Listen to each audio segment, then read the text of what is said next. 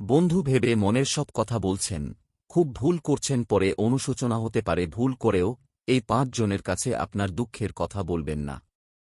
আচার্য চাণক্যে জীবন বিষয়ে কিছু পরামর্শ দিয়েছিলেন, যা তাঁর নীতি বইতে উল্লেখ করা রয়েছে। চাণক্য নীতি এমন কিছু লোকের কথা উল্লেখ করেছেন যাদের সঙ্গে কোনো রকম দুঃখ ভাগ করা উচিত নয়।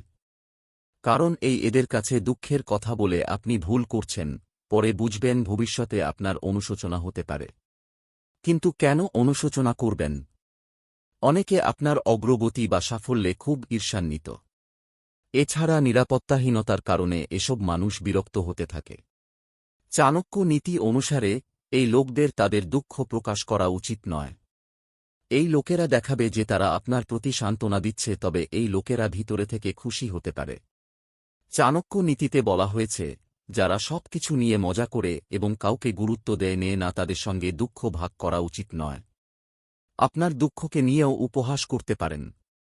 আপনি আপনার কষ্ট এবং দুঃখ অন্য কারো সঙ্গে মজা করে ভাগ করে নিতে পারেন। এমন লোকদের থেকে দূরে থাকা উচিত, যারা সবাইকে তাদের বন্ধু বানিয়ে ফেলেন। একটা কথাও আছে যে সবার বন্ধু সে কারো বন্ধু নয়। এরা সঠিক এবং ভুল উভয় ক্ষেত্রেই ব্যক্তিকে সমর্থন করে। এই ধরনের লোকদের কাছে কখনো নিজের দুঃখের কথা বলা উচিত নয়। এই লোকেরা আপনার দুঃখ বা গোপন কথা অন্য কাউকে বলতে পারে। আপনার সঙ্গে বিশ্বাসঘাতকতা করতে পারে। অনেকেই আছেন যারা শুধু নিজের কথাই ভাবেন, অন্যের ভালখারাপ নিয়ে চিন্তিত নন। এই লোকেরা কাউকে পাত্তা দেয় না। যদি কারো ক্ষতি করে তাদের জন্য উপকারী হয়, তাহলে এই লোকেরাও সেই কাজ করতে পারে। এদের সঙ্গে কারো দুঃখ শেয়ার করা উচিত নয়। এই লোকেরা কখনই আপনার কষ্ট এবং কষ্ট বুঝবে না। অনেকে রয়েছেন যারা খুব বেশি কথা বলেন এবং কিছু না বুঝে কাউকে কিছু বলে ফেলে।